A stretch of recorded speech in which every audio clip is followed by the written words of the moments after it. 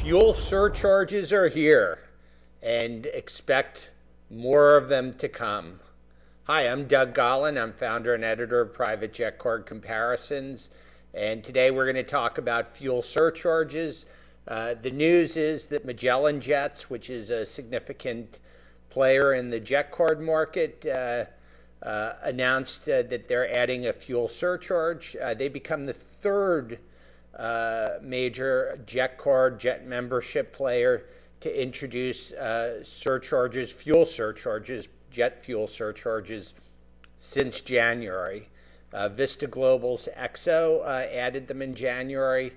Just last week, Wheels Up announced to their members they're adding fuel surcharges, and now Magellan Jets did too. So the cost of flying privately is going to increase.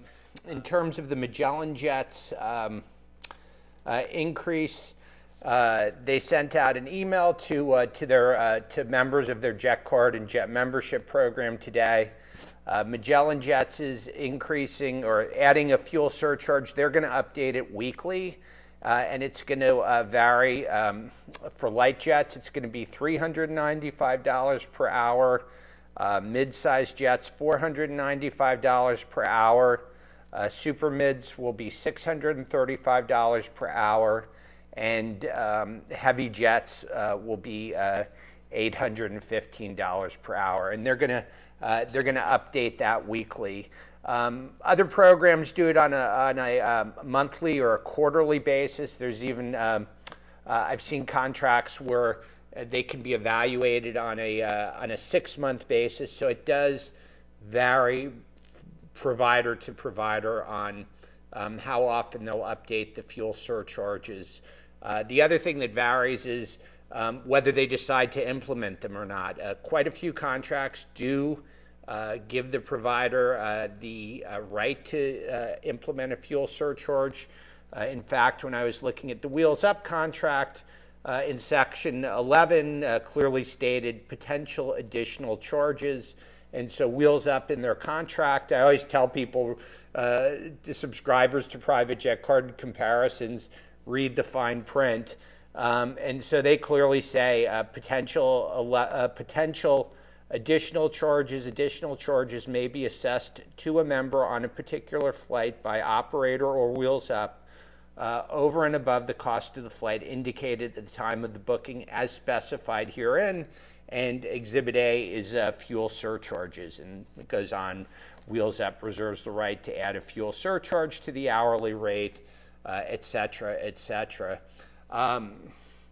Some programs, in terms of adding the fuel surcharges, they've used 30-day clauses. Quite a few jet card and membership programs have the right to change the terms of their contracts on 30 days' notice. That does, in quite a few cases, also include those rate locks. So there's the 30-day clause. And then some providers have used the force majeure. In their announcement today, Magellan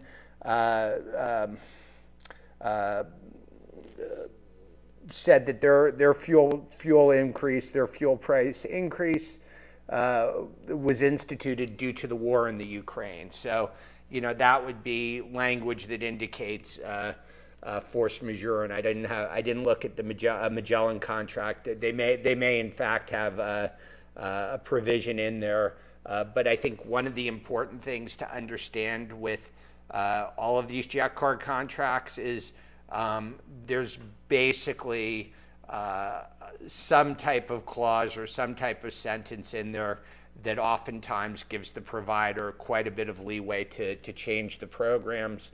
Now, I will say, in defense of the jet card providers, whether it's rates or call-outs or the number of peak days, some of these programs hadn't raised rates or marginally raised rates or hadn't changed terms in 4 or 5 years before June of last year, when the demand sort of went through the roof, and then all of the supply chain issues were taking place, and obviously that was impacting operations, labor shortages, and things like that. So I think, we're seeing a lot of short-term adjustments right now. But, if you want to give the providers the benefit of the doubt, historically they haven't been like these. This is really, in many cases, the first time I'm seeing these providers use a force majeure or even the 30-day clauses. And as I mentioned, some of the providers actually have provisions to change the fuel provisions in the contract, and that's generally speaking if fuel hits a specific price. So that's something I would go back and I'd review my contract, take a look at it. If you're not happy about the fuel surcharge, if you're in a refundable program, obviously you can ask for a refund. Some of them, it's refundable without penalties. Some of them have some type of administration fee.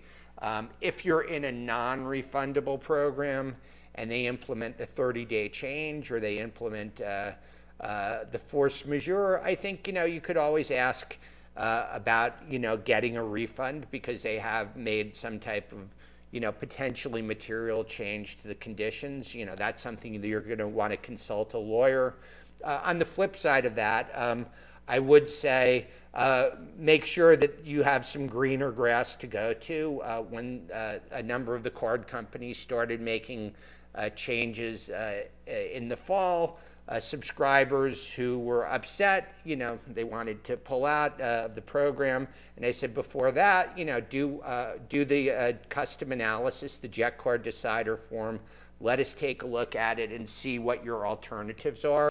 Obviously, sometimes it's easy to get upset. See what else is out there. Do some due diligence before you ask for your money back. And make sure if you do want to change, that you find a better alternative. And then keep in mind that if fuel prices do continue to go up or stay at high levels, it's likely that other programs will add fuel surcharges as well.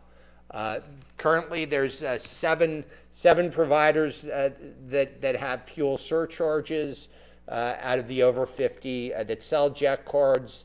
The fractional companies, typically, that's just a core component of most fractional programs, although NetJets and FlexJet had eliminated the fuel surcharges for the jet cards. They had built it into their inclusive pricing before they stopped selling the jet cards. So that's a little bit moot since neither of them are selling the jet cards right now.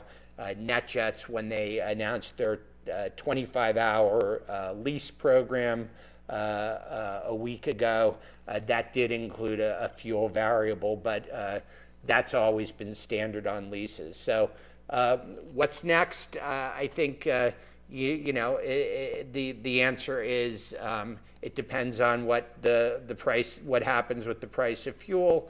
If it continues to go up, if it stays at high levels, expect more providers to announce fuel surcharges. By the same token, if something happens where the cost of fuel goes down, you'll likely see the fuel surcharges removed, at least those that have added them. One of the things that I found with the jet companies, the private jet companies, it's not like the airlines where once they find a way to charge you for something, they never rescind that charge. With the private jet companies, the charges, when the market conditions change, they tend to pull back on if they're charging and what they're charging. So again, another great reason to read the fine print in the contract. I'm Doug Gollan. I'm founder and editor of Private Jet Card Comparisons. If you're looking for some assistance in finding the best private aviation solution for your needs, from fractional ownership to on-demand charter, jet sharing, by-the-seat options, jet cards, and memberships, we built a database with over 250 providers, over 40,000 data points.